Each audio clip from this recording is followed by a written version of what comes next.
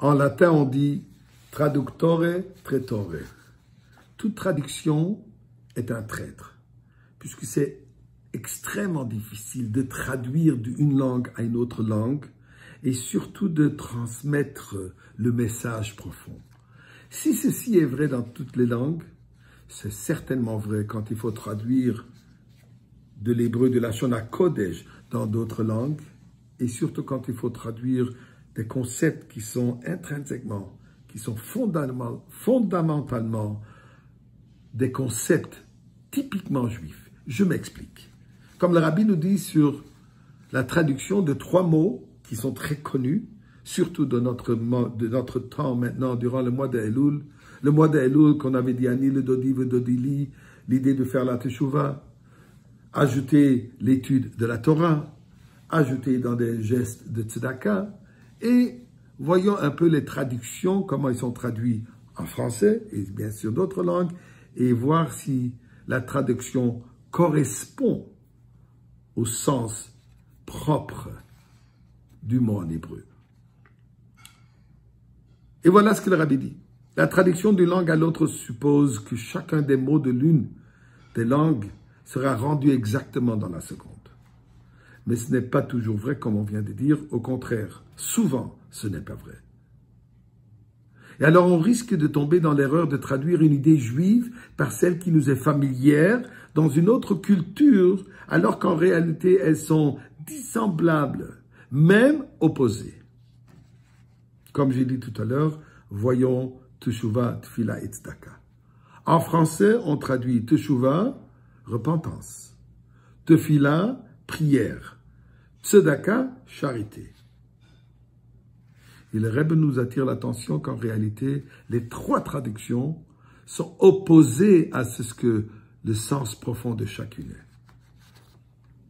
Durant Rosh Hashanah, nous disons dans la prière, ou Teshuvah, ou Tefila, ou Tzedaka, ma'avirin et roa hagezera. Il y a un pouvoir dans le fait de faire la Teshuvah et d'ajouter dans la prière et d'ajouter la Tzedaka, elles peuvent retourner, renverser, chas v'shalom, s'il y a un décret, si ça nous a été décrété, chas v'shalom, pas une bonne année, en ajoutant, en s'efforçant dans ces 3 aspects, ça peut retourner et nous donner, mériter une bonne année. Puisque chez Kadosh Baruch Hu, il n'y a pas de limite dans sa bonté. Même si un décret a été déjà donné d'avoir une année de souffrance, dans la bonté, dans la miséricorde divine, nous sommes capables d'attirer une nouvelle influence miséricorde à Kadosh Baruch Hu pour transformer même ce décret. Et c'est ce que nous faisons à Rosh Hashanah. On prie, on demande. Ainsi, Yom Kippour, encore plus d'ouverture, plus de lumière, plus d'influence divine dans ce monde qu'on peut encore atteindre encore plus haut et plus profond qu'on atteint à Rosh Hashanah. Et ceci, comme je viens de dire, ceci est dû à la Teshuvah. Comme on vient de dire, la Teshuvah, on traduit repentir. Mais en réalité, pour traduire repentir, en hébreu, sera charata, regretter, et pas le mot teshuvah. Non seulement ils ne sont pas synonymes, mais ils sont complètement différents, ils sont opposés. Pourquoi? Charata implique le remords, le sentiment de culpabilité pour le passé et l'intention de se comporter d'une manière tout à fait nouvelle dans l'avenir. Donc, d'une certaine manière, l'homme décide de devenir un être nouveau, une nouvelle page, une nouvelle personne. La teshuvah veut dire autre chose. C'est le retour. En hébreu, tashuv, c'est retourner. Ça veut dire retourner à sa nature originelle. C'est ce que ça représente, que le juif, qui fondamentalement, il est bon. L'âme, elle est bonne. Et chaque juif veut être bon.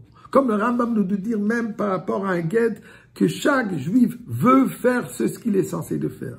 Chaque juif veut faire la mitzvah. Mais malheureusement, nous avons un nefesh habahamit. On a une âme divine. On a des yetzara qui nous tire vers agir d'une manière qui n'est pas nous, qui n'est pas moi. Donc Teshuvah veut dire quoi? Retourner vers soi-même. Tashuv He.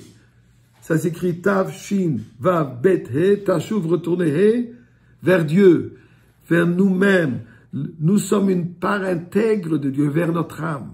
Donc Teshuvah ne veut pas dire devenir une nouvelle personne, mais retourner et redevenir ce que nous sommes vraiment. Et qu'est-ce que nous sommes vraiment?